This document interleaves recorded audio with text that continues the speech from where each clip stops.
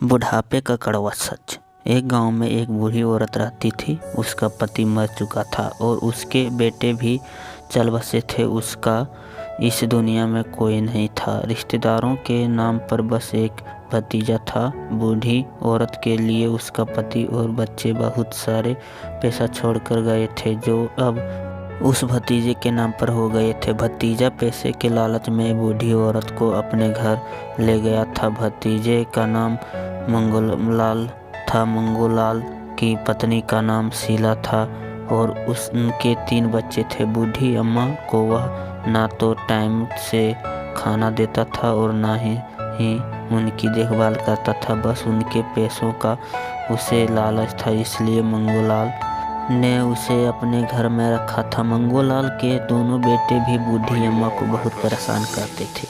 कभी उनके ऊपर पानी डाल देते तो कभी उनसे नोचते थे। बूढ़ी अम्मा उन पर चिल्लाती थी और गालियाँ देती थी। जब उसे वह खाना खाने के लिए कुछ भी नहीं देते थे। मंगूलाल की पत्नी शीला बूढ़ी अम्मा को रात का बचा कुचा खाना ताने मार के देती थी और बोलती थी, ले बुढ़िया खा ले खाना।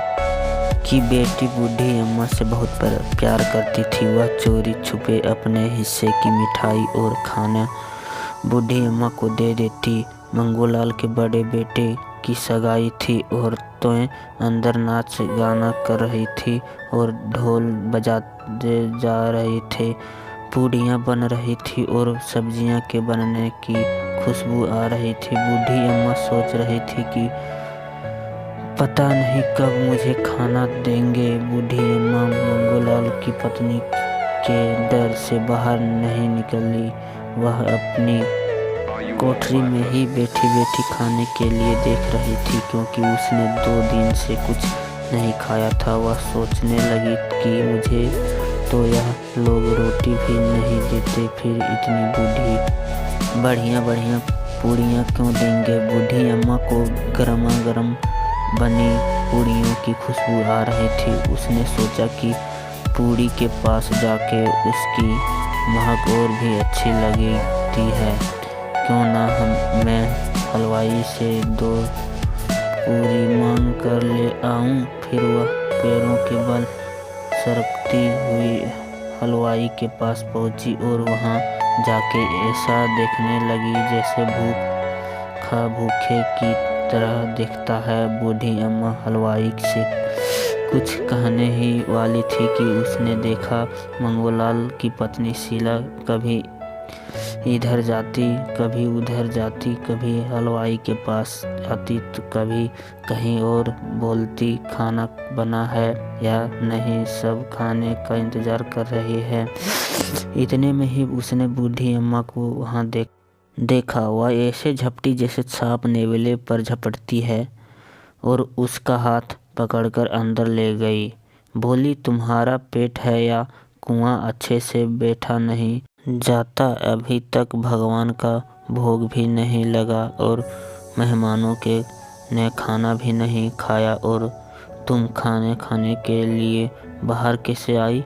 बूढ़ी अम्मा बिना कुछ बोले चुपचाप सिखाती हुई अपनी कोठरी में चली गई। भोजन तैयार हो गया। सब मेहमान खाने लगे। कुछ बाहर। बूढ़ी अम्मा अपनी कोठरी में चली गई। बोली, मैं बाहर क्यों गई थी? मैं बेकार में उसे गुस्सा दिला दिया। अब वह मुझे खाना भी नहीं देगी।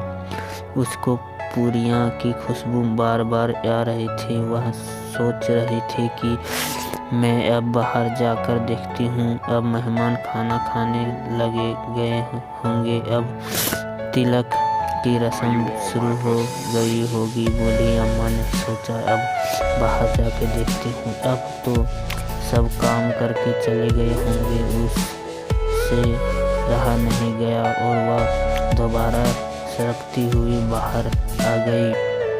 उसने आकर देखा कि कोई उंगलियां चाट रहा था, कोई दही पी रहा था, कोई पूड़ियाँ खा रहा था और सब लोग बूढ़ी अम्मा को देख रहे थे और बोले, अरे यह बूढ़ी कहाँ से आई है? इतने में मंगूलाल ने अम्मा को देख लिया।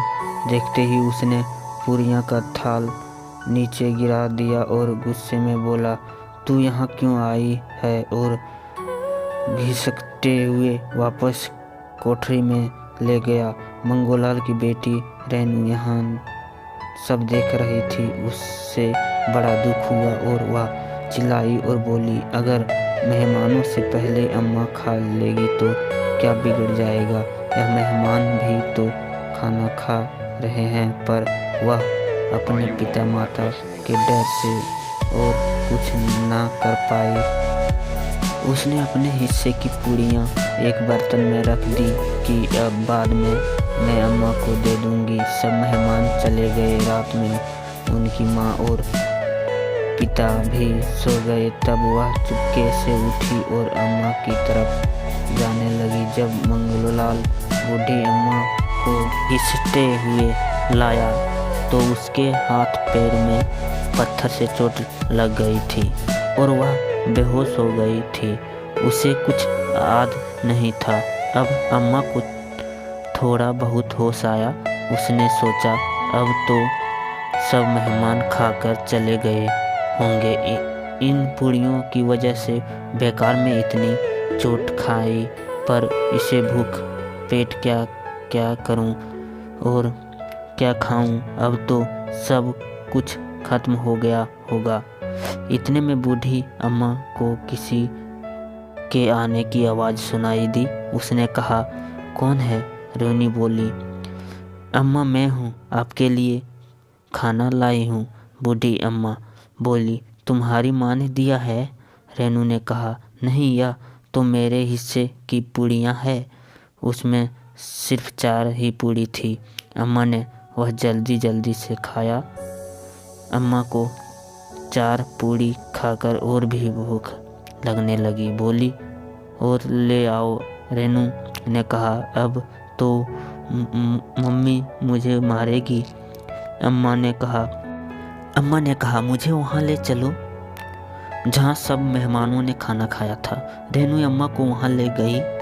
वहाँ अम्मा झूठे बर्तनों से पूड़ियाँ उठाकर खाने लगी और बची सब्जी चाटने लगी। अम्मा सोच रही थी कि मैं यह सब क्या कर रही हूँ। अगर आज इन लोगों ने मुझे खाना दे दिया होता तो शायद झूठे बर्तन ना चाटने पड़ते। इतने में शीला की आंख खुल गई। उसने देखा कि उसकी बेटी रेनू वहाँ नहीं थी। उसने इधर उधर देखा, फिर देखा कि रेनू झूठे बर्तन के पास खड़ी है।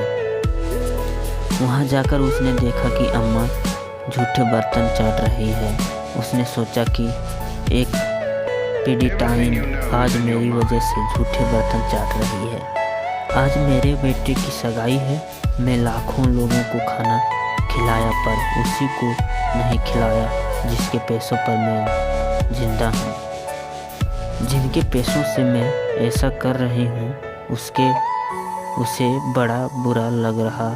वह रोने लगी और भगवान से प्रार्थना करने लगी कि मुझे माफ़ करो, मुझे इसका दंड मत देना। वह वापस अंदर गई और जाकर एक थाली में सारा भोजन लाकर अम्मा के पास बैठकर बोली, लो अम्मा, मुझे माफ़ कर दो और खाना खा लो। जैसे एक बच्चे को टॉफ़ी देने से वह बहल जाता है, उसी तरह मैं खाने की थाली देखकर सब कुछ भूल गई और उसे माफ़ कर दिया। अगर आपको यह कहानी अच्छा लगा हो तो चैनल को सब्सक्राइब करें और वीडियो को लाइक करें और शेयर करें। जय हिंद, जय भारत।